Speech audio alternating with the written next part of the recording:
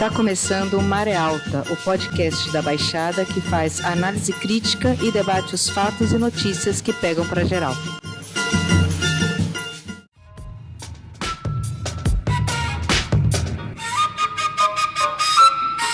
Porque me olha com tantos espantos, com seu terno branco, calculando os tantos que tu promoveu, negociando as armas, financiando a guerra, replantando ódio e quase tudo que você me deu. Vem, desce comigo a ladeira, atravessando a trincheira, entre o crime e a biqueira, tola de lama frieira.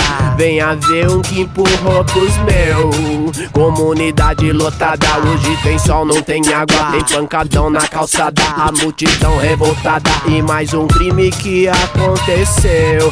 É social, política, é racional, racial. O Estado investe em consumo, corpo embrulhado, jornal. Hoje tem Bolsa Família, não aprofundou solução. É rapidinho, rapidão, moleque investe no crime, terra que cobre o caixão. O capital tá sorrindo, ouro na mão do barão. Seu importado do ano sustenta ostentação.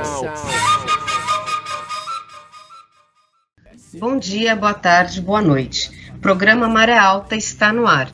É o programa de número 33. Hoje é quinta-feira, 12 de agosto, na Baixada.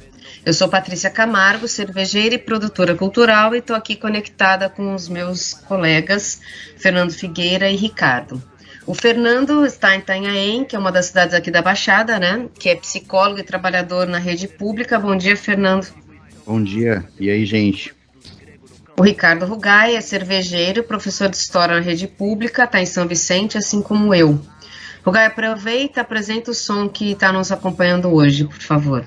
Bom, o som que vai nos acompanhar hoje é do Baquimbuta, chamado UPP, Universo Preto Paralelo. Hoje, no primeiro bloco, vamos falar sobre o Bolsa Família do Bolsonaro, que ele está chamando de Auxílio Brasil. E no segundo bloco, sobre as privatizações, principalmente na área da saúde. Falando sobre os números da Covid, que a gente vai citar até terminar, ontem foram 1.123 novas mortes, elevando o total para 566.013 óbitos desde o início da pandemia. Os números ainda são altos, mas com tendência de queda, segundo a média móvel, que é o dado usado para contabilizar essas perdas, que são diárias. O meu destaque de hoje vai ser sobre as reformas que estão sendo aprovadas a toque de caixa no Congresso. É tanta PEC, gente, e a PEC significa Proposta de Emenda na Constituição. É tanta correria para votar reformas para seguir o projeto de desmonte que está impossível acompanhar, né? E essa é a ideia. Quando eles inventam sair aí com aquele tanque velho caindo aos pedaços em Brasília, chama a atenção de todo mundo. Dá até para ouvir alguém dizendo assim, corre, toca para frente as votações que nos interessam. A mini reforma trabalhista é um escândalo. Os trabalhadores vão ser sugados até o último suspiro mesmo. Vou falar rapidinho aqui uma listinha das barbaridades que serão cometidas ao cortar alguns direitos tão duramente conquistados, né? Olhem isso. O governo criou uma nova reforma de contratação por meio do Programa Nacional de Prestação de Serviço Social Voluntário.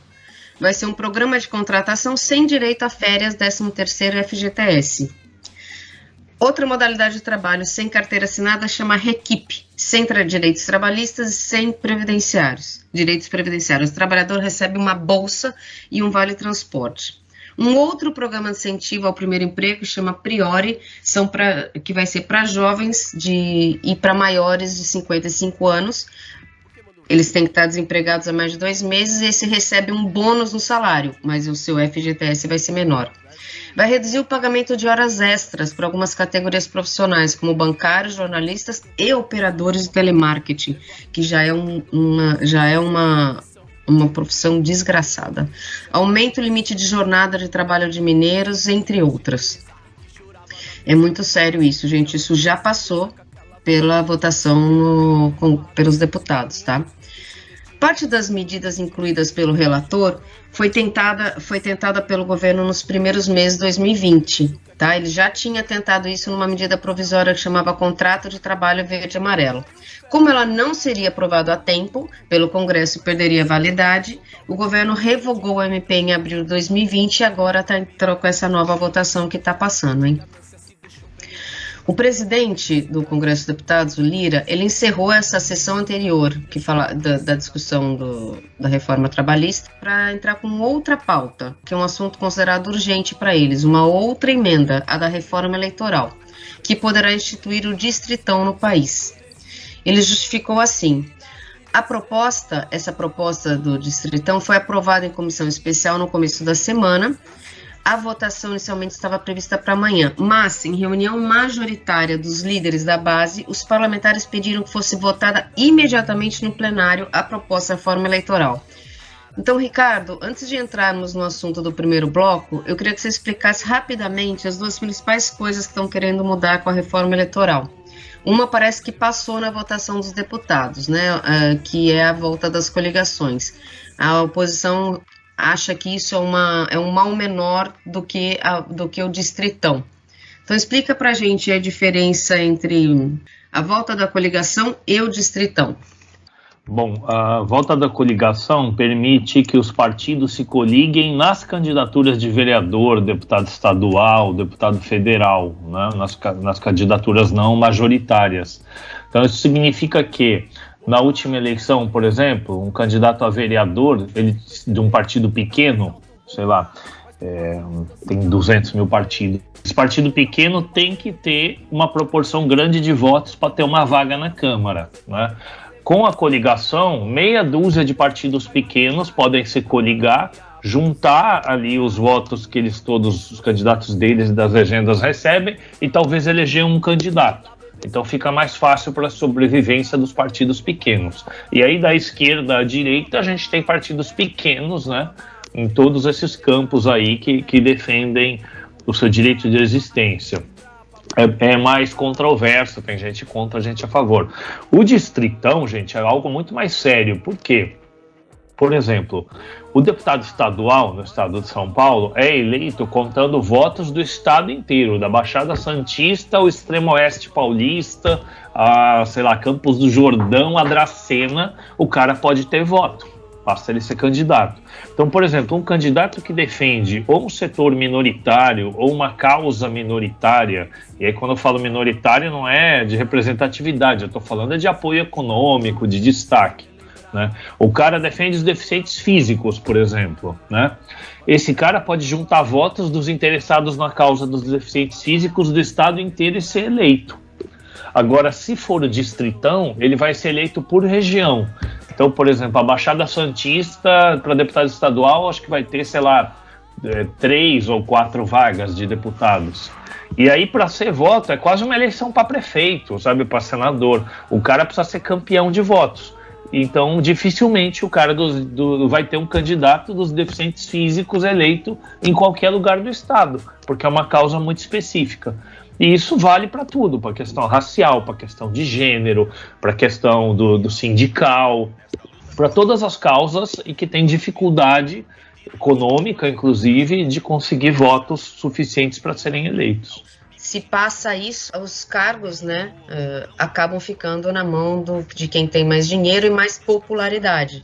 Né? Sei lá, é mais fácil ganhar um ex-jogador de futebol, um ex-palhaço, né, alguma coisa assim, do que o pessoal que defende as causas minoritárias.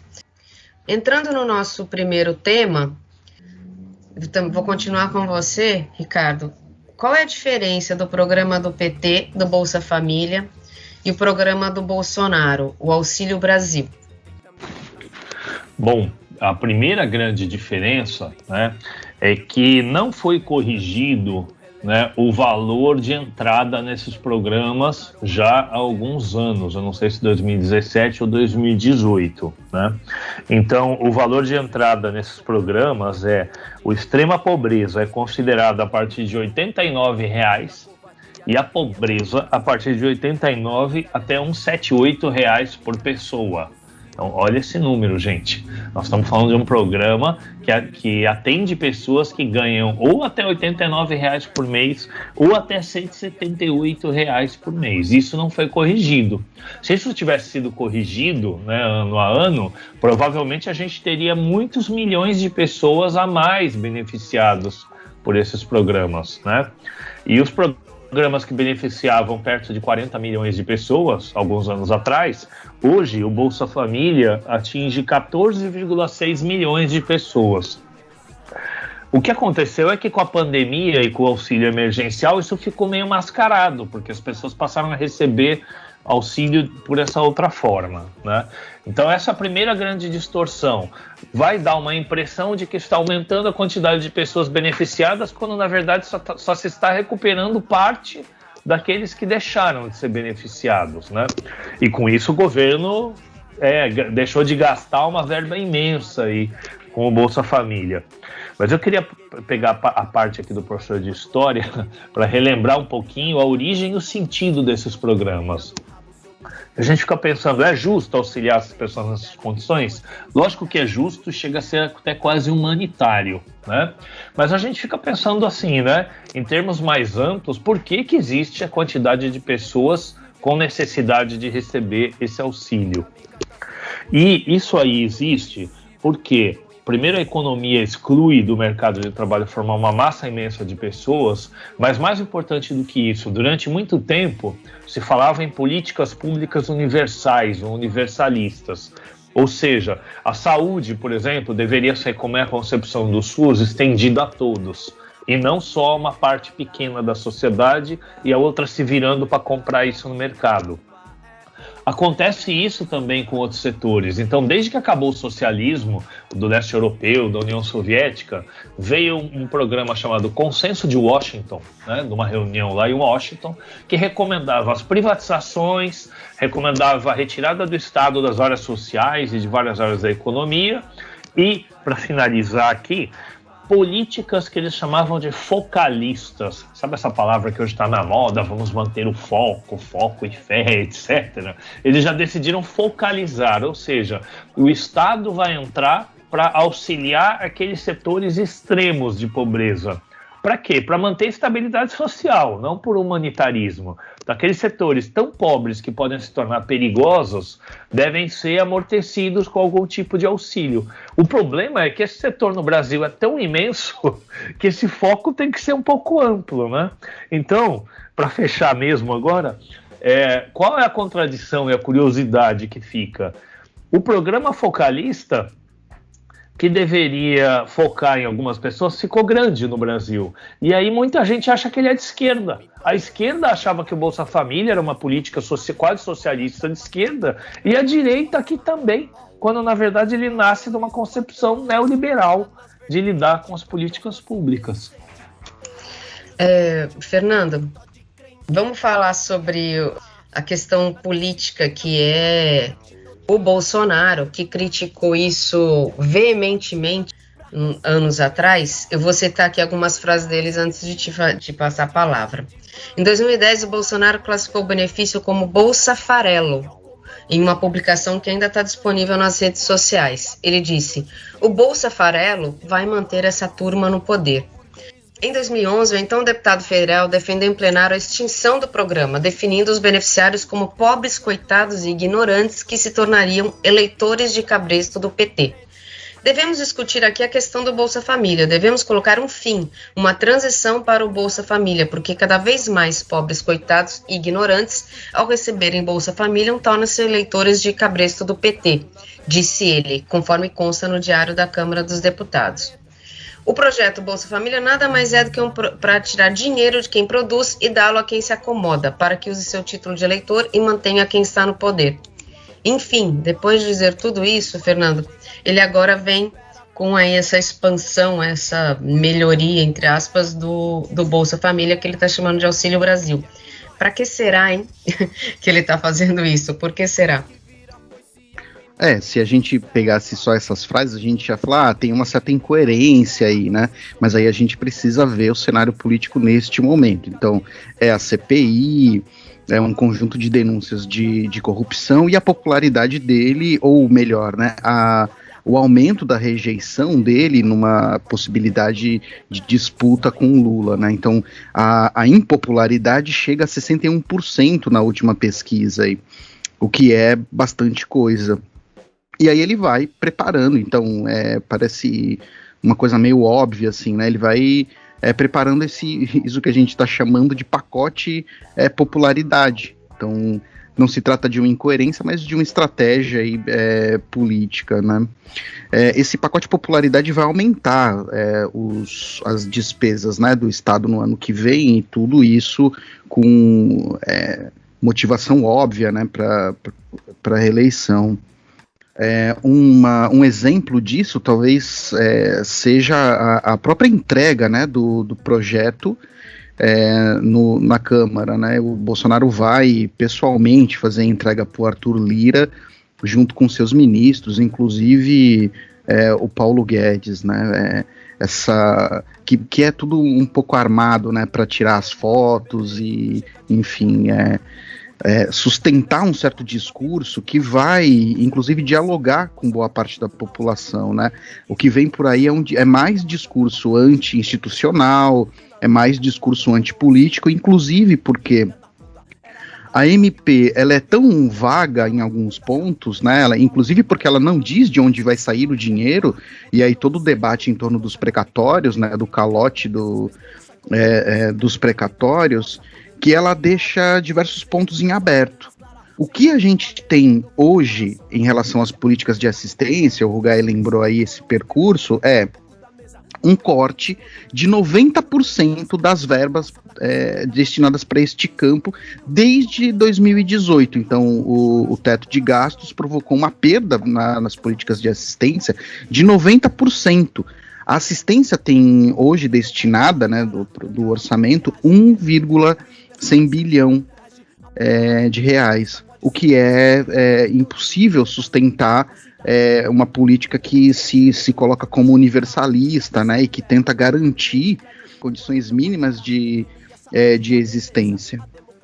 Então, como o Fernando falou, né, esse pacote aí, ele vem amarrado com outros pacotes, né? Então ele está amarrado com as privatizações e ele está amarrado com os precatórios. Vamos tentar traduzir um pouco isso, né, que são palavras fora assim, do linguajar do dia a dia da gente. Esses tais precatórios, palavra horrível, né? O que é precatório? Vamos supor que o governo federal cometeu uma injustiça com você, né, por algum motivo, atrasou um pagamento de um pensionista, por exemplo, né, ou a pessoa caiu num buraco com o carro dela e decidiu processar o Estado. Se a pessoa processar o Estado por algum motivo e ganhar, o Estado vai ter que pagar a pessoa, não vai? Vai ter que pagar a pessoa, mas o Estado não vai pagar a pessoa imediatamente. Ele vai dizer, como o Guedes disse outro dia aí, devo, não nego, pago quanto puder. Então, no orçamento do Estado, tem uma parte reservada lá para pagar as pessoas que ganharam ações contra o governo, né? Uma revisão de aposentadoria, um processo, etc. O governo tenta enrolar esse pagamento, parcelar esse pagamento, adiar esse pagamento. Já tem regra para isso. O que o governo está querendo fazer? Para poder tirar dinheiro para pagar esse novo Bolsa Brasil, Auxílio Brasil aí que ele está querendo alongar a dívida com quem ele já deve, né? Isso vai prejudicar pessoas físicas, muita gente do povo que ganhou ações contra o Estado, mas também vai prejudicar alguns investidores, gente, porque, só por curiosidade, existe um mercado de precatórios. Então, por exemplo, você tem lá uma dívida, você tem direito a receber 20 mil porque o governo errou seu pagamento da sua aposentadoria. Só que você vai receber isso em 5 anos. Chega uma empresa lá que compra essa dívida e você fala assim, você tem 20 mil para receber, eu te dou 8 agora. Você quer? A pessoa está lá desesperada, abraça 8 e aí tem uma empresa financeira que vai ganhar os 12 da diferença. Isso rola. Então o governo vai mexer nos precatórios para tentar custear isso daí. Outra coisa que o Guedes falou outro dia é o seguinte, que o dinheiro das privatizações vai para ajudar os mais pobres. Tipo, nós vamos devolver ao povo o que é do povo. Olha que fala linda do Guedes, né? Só que quando você vai ver lá direito, a destinação das privatizações vai ser da seguinte forma. Vamos supor, vender uma empresa por 100.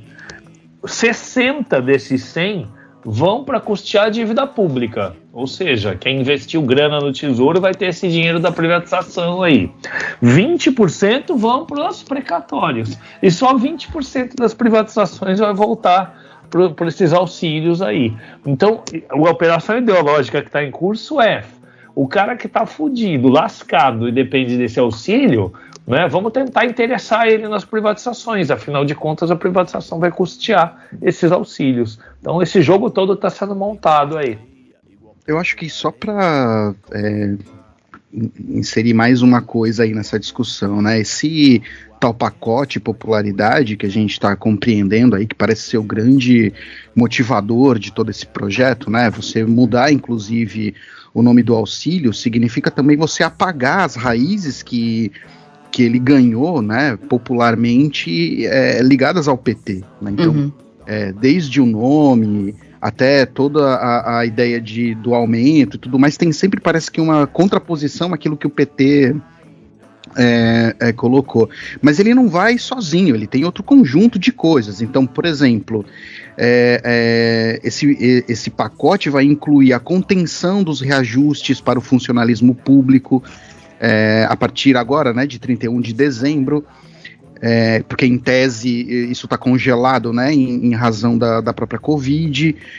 Vai aparecer o Vale Gás, e que vai ser uma aposta, vocês lembram da campanha, né, do Bolsonaro dizendo do custo que seria o gás, né, e que obviamente ele não conseguiu cumprir isso também. Então vem aí um auxílio gás, e vem, eu acho que uma medida que também é importante, que é a desoneração do diesel, e aí eu acho que ele abre um diálogo especificamente com os caminhoneiros, e a gente lembra qual foi a participação dos caminhoneiros, tanto no processo de impedimento da Dilma, quanto nas pressões políticas em relação ao Michel Temer.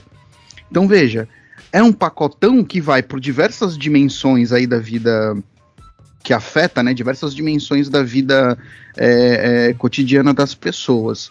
Só mais uma coisa é que ela, na verdade, não fortalece o Sistema Único de Assistência Social. O que as pesquisadoras, como por exemplo a professora Tereza Campelo da USP e da Fiocruz têm apontado, é que ela provoca um enfraquecimento das políticas públicas. Olha só, eu disse que a assistência social teve um corte de 90% das verbas, que então ela tem pouco mais de 1 bilhão de orçamento, que é impossível sustentá-la.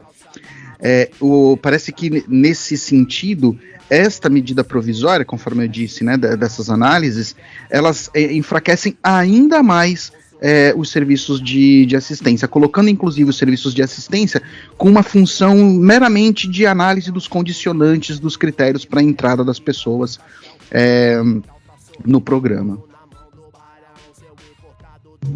Então, várias coisas, a gente vai montando esse quebra-cabeça aqui, né, e vai vendo que essa Renda Brasil aí, o Auxílio Brasil é só uma peça num grande jogo aí do Bolsonaro, né? Então, olha só, ele vai lidar com milhões de pessoas no Brasil. Então, se tem vai para 16 milhões de beneficiários, com uma média de 5 filhos por família, multipliquem aí, nós temos 80 milhões de pessoas que vão estar debatendo esse assunto, só dos afetados diretamente. Outro detalhe, gente, o auxílio não vai valer agora, não.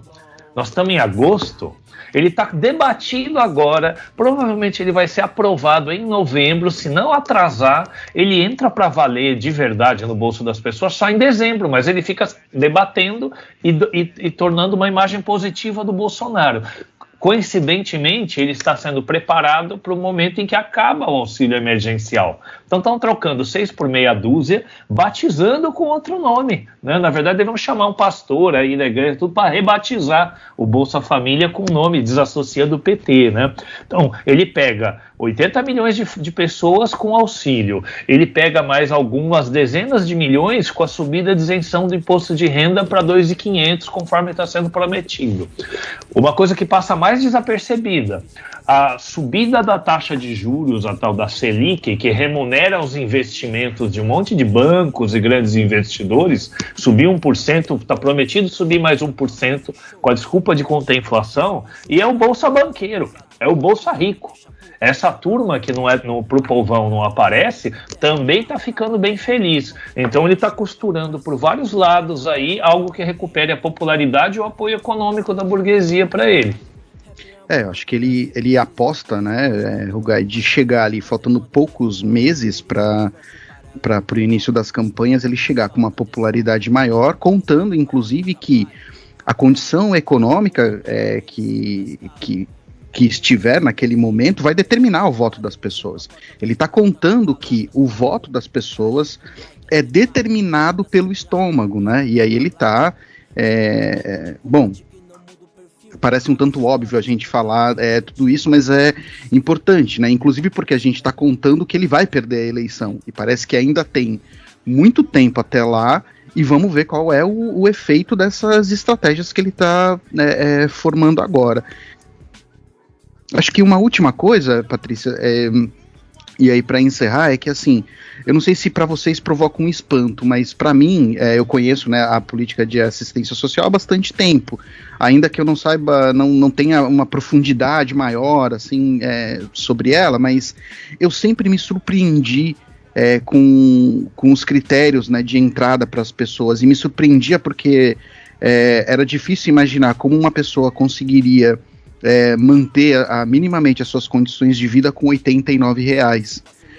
E parece que nessa discussão toda isso pode se perder um pouco, e aquilo que o Rugai disse, né? A origem do programa tem uma relação com o neoliberalismo e com o controle, então, também das massas, né? Acho que esse é um ponto central, porque afinal de contas, essa política é necessária por conta da desgraça que a gente vive, né? Ficamos por aqui no primeiro bloco e voltamos então para falar sobre as privatizações na área de saúde, principalmente a partir de uma notícia aqui da Baixada que trata sobre a privatização da saúde mental.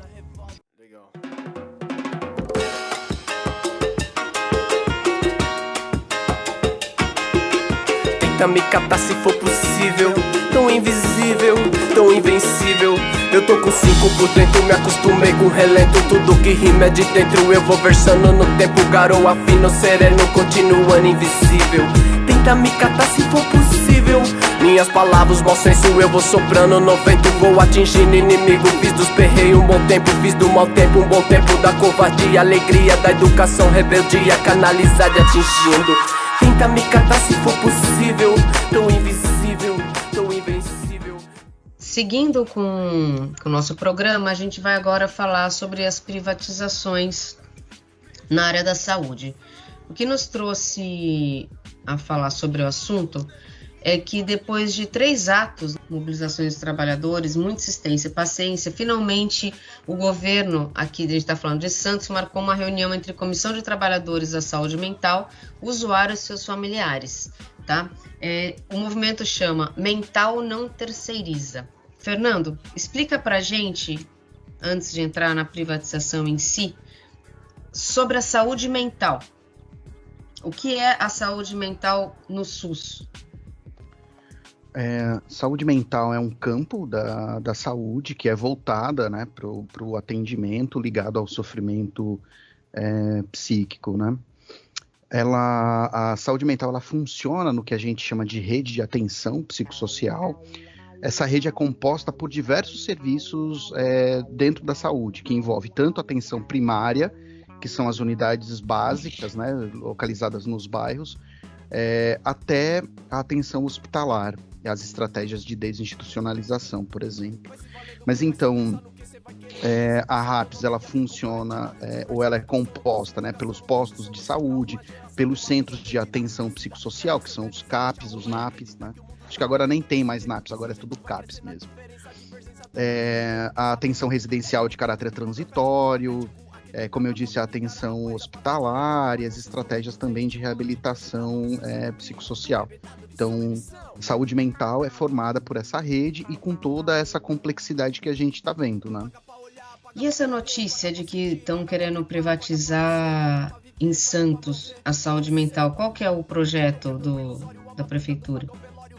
Então, na verdade, a gente está vendo a reedição, né, de vários projetos que sempre colocam a saúde mental como um campo para privatização. Acho que só uma coisa, só acrescentando na notícia, Patrícia, porque hoje se coloca em discussão sobre a privatização, a saúde mental e a saúde bucal também no município, mas a gente vai, acho que, falar especificamente da saúde mental. Vale lembrar também que o prefeito de Santos é o Rogério Santos, que participou no alto escalão do governo do prefeito anterior, o Paulo Barbosa, e que é do PSDB. O PSDB, é um bolsonarismo cheirosinho.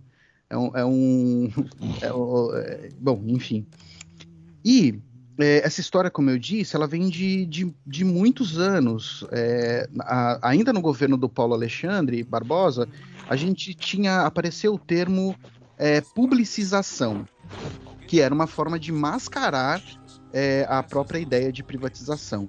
Acho que talvez a grande questão seja assim, quais são as consequências a respeito de privatizar um serviço público e quais são as consequências para a população, porque acho que esse, na verdade, é o grande interesse, como é que isso afeta a população. Quando a gente está falando, né, de uma rede de atenção psicossocial, com todos aqueles equipamentos que eu disse, aquilo é sustentado por uma noção de saúde. Uma noção de saúde que não se reduz a um biologismo, né? E que entende a saúde mental e o sofrimento psíquico dentro de uma complexidade que envolve um conjunto de ações e um conjunto de condições da vida cotidiana. Gente, só estou me alongando, mas só uma coisa que eu considero importante. No 2º Congresso Nacional dos Trabalhadores da Saúde Mental, que aconteceu lá em 87, na cidade de Bauru, foi elaborada uma carta que ficou conhecida no campo como a Carta de Bauru. Eu não vou ler a carta inteira, mas eu vou ler um trecho, só para a gente entender a dimensão do que a gente chama de saúde mental. Ela diz o seguinte, ela estabelece alguns princípios de defesa, e ela diz, contra a mercantilização da doença, contra uma reforma sanitária privatizante e autoritária, por uma reforma sanitária democrática e popular, pela reforma agrária, vou ler de novo, pela reforma agrária e urbana, pela organização livre e independente dos trabalhadores, pelo direito à sindicalização dos serviços públicos, pelo Dia Nacional de Luta Antimanicomial em 1988. Acho que isso mostra um pouco da amplitude que considerar a saúde mental e considerar a saúde. Então, alguns critérios como emancipação, enfim, que a gente pode discutir também o que isso significa. Mas é um conceito que foge demais de um serviço médico centrado, hierarquizado, com tons autoritários, como a privatização acaba provocando. Ricardo, parece que você tem aí dados para falar para a gente se a população, de um modo geral, é a favor ou contra a privatização. Então, tem várias pesquisas de opinião sobre privatização, né? Então tem aquelas mais genéricas, né? Você é a favor ou contra privatizações, né? Normalmente dá uma maioria contra as privatizações, né? Só que se você compara as pesquisas feitas 10 anos atrás com de 2018 e as mais recentes, você vê uma porcentagem crescente de pessoas a favor das privatizações. Mas, ao contrário do que pode parecer, né, de que todo mundo hoje é a favor das privatizações, etc., não, ainda metade da população é contra as privatizações, né, o que é um dado positivo, a meu ver. né? Por quê? Porque a população sabe que privatização significa ter que pagar por algo. E por pior que ela saiba que está aquele algo, né, ela sabe que ela não tem dinheiro para pagar, né? E já aconteceram as privatizações do setor elétrico, por exemplo, e é muito didático o preço da conta de luz para as pessoas têm essa noção.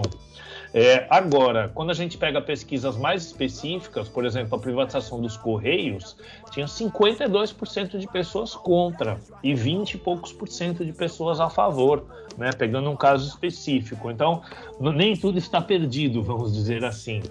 Agora, é inegável que se a gente retomar aqui, né, existe uma mudança no jeito como essa questão é debatida hoje. O PSDB fez privatizações selvagens lá no final dos anos 90, durante o governo FHC, privatizações estratégicas e com peso econômico muito maior no país. Um governo sem Vale do Rio Doce, sem Petrobras, é um governo muito mais impotente para direcionar a economia do país. Só para vocês terem ideia, as duas empresas chegavam a representar mais da metade do volume movimentado na Bolsa de Valores brasileira, né? Então isso já foi. A Petrobras, que está falando que foi privatizado, Rugai, parte do capital da Petrobras já é privatizado, gente. Por isso até essa política de preços, né? E estamos avançando aí agora, né? Eletrobras, Correios, e tem mais coisa passando nessa boiada aí. Então parte da população cada vez mais é favorável e o debate político mudou. Vocês lembram que como o PSDB era envergonhado em falar em privatização? Mesmo esse termo aí, né, que eu vinha saber há pouco tempo, que se usa aqui em Santos, de publicização, eu até sei como assim publicização. Publicizar, para mim, do dicionário, é tornar algo público, publicado, no sentido de propaganda, né? E o cara tá tentando privatizar um negócio chamando de publicizar. Então ele está manipulando a palavra que seria assim, tornar público, tornar algo com efeito mais público, onde de alguma forma é reconhecido que aquilo que é estatal, no sentido de ser do Estado, aí no caso da prefeitura, não está tendo efetividade no atendimento ao público, e aí ele vai supor que algo que pode ser privado, terceirizado, vai atender o público de uma forma mais eficiente, né? Então tem uma disputa aí em torno do público. Agora essa é a direita mais envergonhada, a PSDB.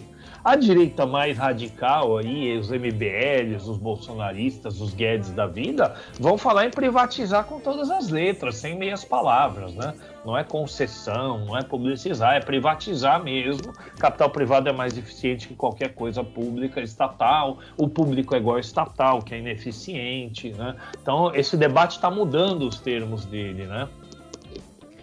Ô, Fernando, eu não sei se vocês têm acesso à informação, voltando aqui para o caso da Baixada, se der certo, se passar, espero que não, o que pode mudar na prática no atendimento? Você sabe dizer alguma coisa assim, para a gente poder entender o quão grave é essa notícia?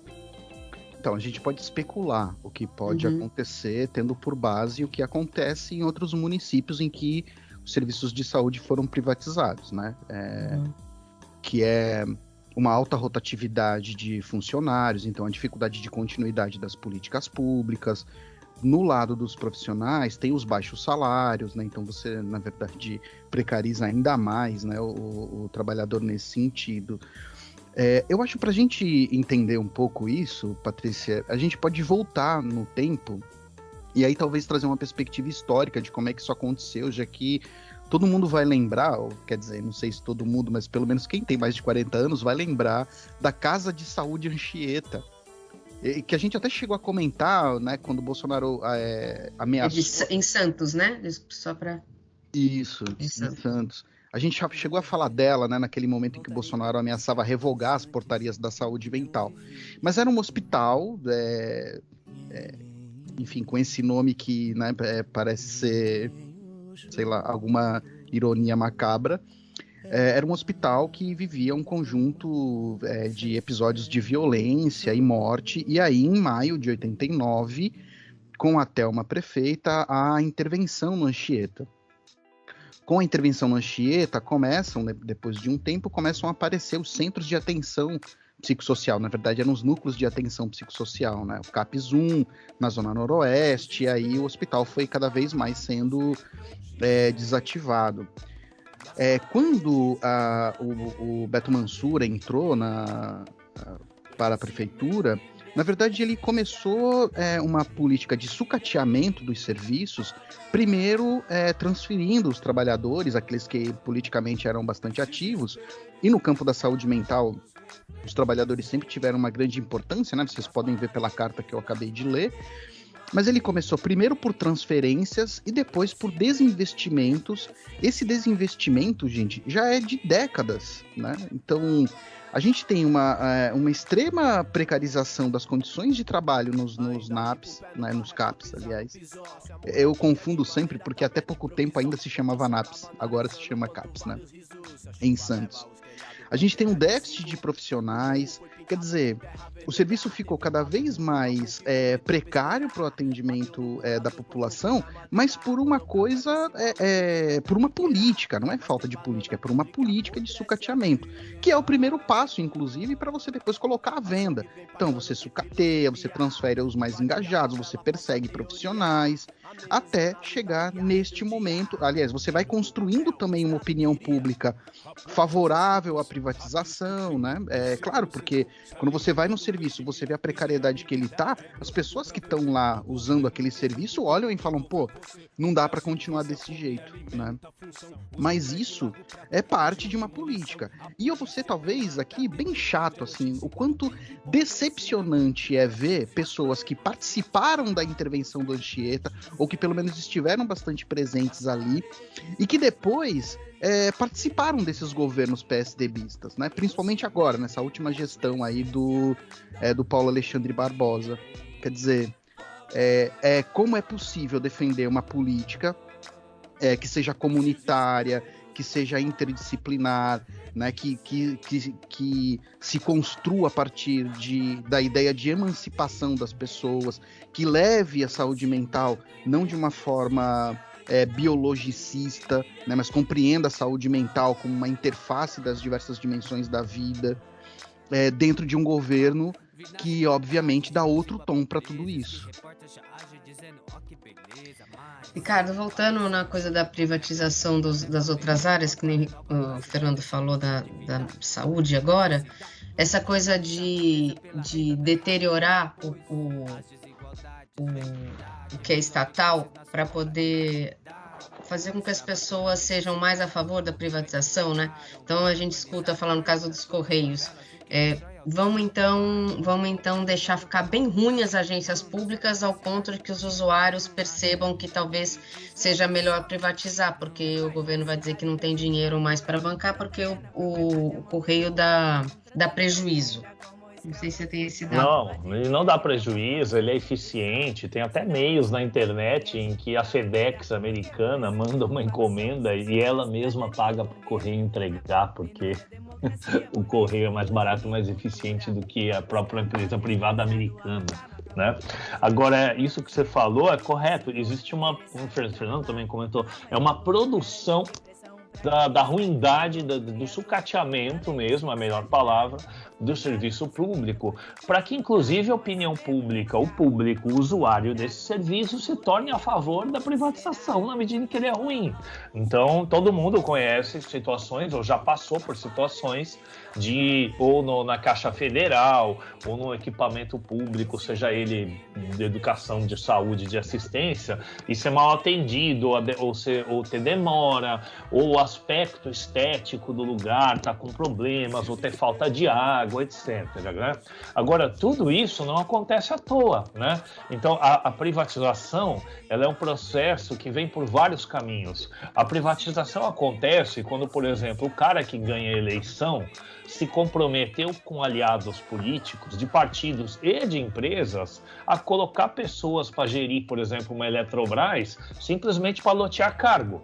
E aí vai ter gente que é incompetente, vai ter gente que vai usar o setor de compras e de publicidade para fazer corrupção, vai ter gente que vai colocar seus cupinchas ali nos cargos comissionados de pessoas incompetentes que não vão fazer funcionar bem, ou então, no caso da saúde aconteceu muito, você bota alguém que é da saúde privada para gerir um setor da saúde pública, para beneficiar a empresa privada. Então, assim, mesmo antes do serviço como um todo ser privatizado ou cobrar para acontecer, como pode acontecer na educação, por exemplo, né, já tem uma lógica de apropriação privada do Estado. O Estado está funcionando para atender interesse privado e não para atender interesse público, né? E isso leva a uma questão que às vezes é pouco explorada, sobretudo na esquerda, é que interesse público não necessariamente é interesse estatal. E na maioria das vezes é o contrário. O interesse do Estado está vinculado aos interesses privados. O que está escrito na lei lá, de que o Estado é o representante do interesse público em geral, é uma ficção dos liberais. E é engraçado saber gente que às vezes é comunista ou socialista acreditar nessa ficção liberal e dar ao Estado um caráter de sinônimo ao que é público. Eu vou dar um exemplo cotidiano aqui, a partir da lógica do próprio servidor, tá? O servidor, no dia a dia do seu trabalho, deve ter como patrão, entre aspas, o público, a sociedade, a comunidade que ele atende, né? E não a sua chefia. A sua chefia deveria representar também esse interesse público, mas às vezes essa chefia, ou porque é comissionado, ou porque é puxa-saco, ou porque é submisso, né, ela atende a orientação política do governo de turno ali, do governo de plantão. E essa orientação vai contra o interesse público. E aí às vezes o funcionário é coagido, é pressionado descaradamente para cumprir uma ordem que às vezes é ilegal. Às vezes, quando não é ilegal, é imoral e vai contra o interesse público. E aí ele fica na seguinte situação. Eu atendo o público e corro o risco de ser perseguido no meu local de trabalho, às vezes até abrir um processo administrativo, ser exonerado, pode ser injusto, mas vai demorar para ele reverter, né? Ou eu atendo o que é correto, né? Eu vou dar um exemplo aqui do professor, tá? Bem cotidiano. O professor tem X horas de trabalho para se dedicar. Tem um determinado momento em que o professor pode ser pressionado a cumprir um preenchimento de uma planilha por orientação da chefia, por exigência da chefia, e ou ele faz isso, ou ele prepara uma aula decente para os seus alunos, que ele vai estar aí realmente atendendo a comunidade escolar. Ele fica diante desse dilema. Se ele atende a chefia, ele está, na prática cotidiana, sucateando o equipamento público. Pensem. Gente, eu sei que a gente não está aqui discutindo exatamente o conceito de saúde, né? Mas acho que ele não pode ser perdido também nessa discussão, né? Nesse tensionamento entre aquilo que é do Estado e aquilo que é o interesse público, isso não pode ser também perdido. Então, a gente está discutindo várias coisas, né, aqui que estão ligadas, então, à ideia de privatização da saúde mental em Santos. É o conceito de saúde, é esse tensionamento, né, é o interesse público. Eu acabei de dizer, né, que por conta desta política de sucateamento, a gente tem unidades em Santos que têm funcionado de forma improvisada, correndo o risco, inclusive, de ser interditada lá por conta das condições estruturais que a unidade apresenta. Então, assim, mas e aí, né? Porque, então, será que a privatização não seria, então, a saída justamente para tudo isso? Não é. Não é, porque a privatização ela tem uma racionalidade que ela entra em conflito com a própria noção de saúde, com o próprio conflito do que é o interesse público. Então, não é a saída. A gente precisa, sim, defender o que a gente tem, a gente precisa, sim, defender os CAPs como eles estão, mas não é porque a gente quer que eles permaneçam assim, é porque eles estarem lá, eles fazerem parte da política da maneira que está, então com autonomia, tendo os conceitos, né, ou pelo menos trabalhando com conceitos de saúde que levam para ação na comunidade, com a comunidade, significa que é para onde a gente quer ir. A gente não quer manter os CAPs como estão agora, mas é o CAPs que a gente quer adiante. E ele na verdade, o ponto final da coisa? Me parece que não, né? Bom, então, sendo enfático, a defesa da saúde mental, a defesa dos centros de atenção psicossocial, a defesa da rede de atenção psicossocial, não é porque hoje, como resultado de toda essa precarização que a gente está falando, ela funciona como poderia funcionar, mas defendê-la neste momento é garantir o seu funcionamento no futuro, com as possibilidades que ela mostra. E que, como eu disse, as OSs que se baseiam em procedimentos e em critérios produtivistas não conseguem dar conta da saúde que a gente deseja e do campo da saúde mental que é preconizado nas próprias políticas públicas. Ficamos por aqui e voltamos com o esculacho do Plínio Marcos. Vai pra puta que te pariu, buscar o resto do exército, que aqui vai ter espetáculo. Eu nunca fiz nada pra agradar as pessoas. Porque nossa caixa deve ser porque todo mundo mete a mão, né? Não vou te dar uma porrada porque tu é doente, mas vou espalhar pra todo mundo que tu sarou. Já que a voz do injustiçado não é ouvida, eles têm direito à cólera, à ira. O meu esculacho vai para o projeto de concessões do lote de rodovias do litoral paulista que prevê a instalação de uma praça de pedágio entre os quilômetros 325 e 360 na rodovia Padre Manuel da Nóbrega. O pedágio, na verdade, vai cortar a cidade de Itanhaém, dificultar o acesso dos moradores que, para se deslocarem de um lado para o outro, vão ter que pagar pedágio, já que a entrada da cidade e as marginais vão ser fechadas. É isso. Mais um absurdo do governo Dória. O meu esculacho da semana vai para o Instituto General Vilas Boas. Sabiam que existe isso? Uma ONG criada pelo General Vilas Boas, aquele mesmo que ameaçou com golpe o Supremo na eleição, que mandou tweet agora contra a ministra do Supremo. Está promovendo um seminário com negacionistas do clima. Então, enquanto os canadenses estão com verão de 50 graus, inundações na Europa, gelo e neve no sul do Brasil, onde nunca se teve, né? E o aquecimento global é um consenso científico de quem é sério, o cara está trazendo palestrantes lá que simplesmente negam o aquecimento global, além dos negacionistas dos remédios, da Covid, aí, da cloroquina, etc. Tudo isso com patrocínio de empresas que têm contratos com as Forças Armadas, com o próprio governo e, inclusive, a Confederação Nacional da Indústria. Olha só a teia de aranha desgraçada onde nós estamos metidos. O meu esculacho da semana vai para a notícia que eu acabei de achar aqui. Bolsonaro reduz pela terceira vez impostos de games. Corte já é de 83 milhões em 2021. Tudo isso porque a gente sabe que está ligado ao setor o seu filho número 4, Jair Renan, que ele é ligado à indústria de games. Enquanto a Câmara dos Deputados discute mudanças no imposto de renda e outras alterações tributárias, o presidente Jair Bolsonaro voltou a reduzir os tributos no setor de videogames, com apenas uma canetada. Por meio de um decreto editado nesta quarta-feira, 11, Bolsonaro reduziu as alíquotas de IPI de 30% para 20% para consoles e máquinas de jogos de vídeo. Assim terminamos o programa da semana. E obrigado a quem esteve conosco até agora. Até a semana que vem.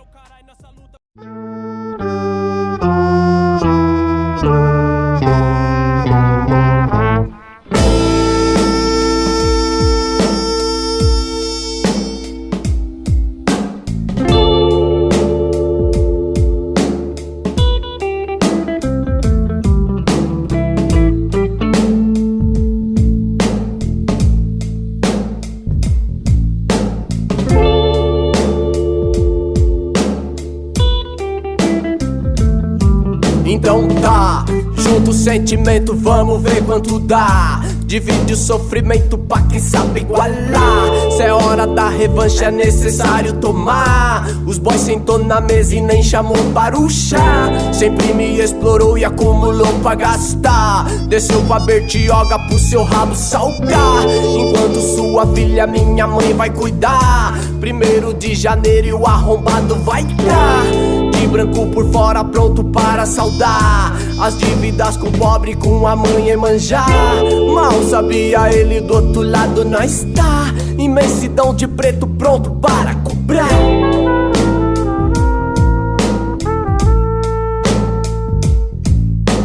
Nunca imaginou que eu fosse do mar.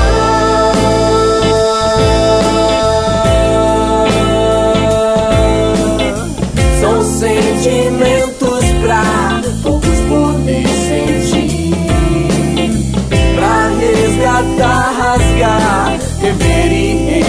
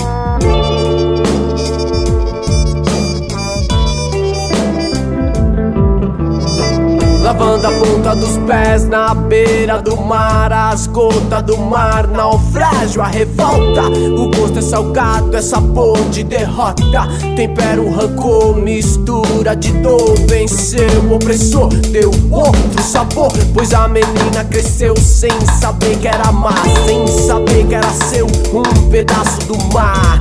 Não soube lavar pra purificar, nem oferendar, e remanchar. E veste essa coroa que é esse seu manto, mas nunca desceu as curvas de Santos. Não foi pra você o sabor Réveillon, não foi pra você saber que era bom. Tem sentimento na alma que o Senhor. Eu sou favela, nego, eu sou irmã dela, nego. Eu sou o acorde do samba que você negou. Sou igual que tocou, toda chibata negou. Se levantou, reduziu de menosprezou sua cor. E você negou, deixa a minha presença, empurrou tua crença, deu a sua sentença pra você negar. Vai trabalhar pra lavar, sempre limpa a cozinha, a verdadeira sinha. Ou pra você negar, ou pra você negar. Esta é a hora do show, inferior ao papel. Se pode arroz clareou, mas não vai dar rapunzel. Se a noite o ferro alisar, torturar, oprimir, massacrar, sua raiz vai tá lá. Ou pra você negou, ou pra você negar. Fazer o brincar, ela sorrir, entrar no carro e sumir. Fazer a curva e subir, filha da puta vai rir. De cara preta vai dar, ou pra você negou, ou pra você negar.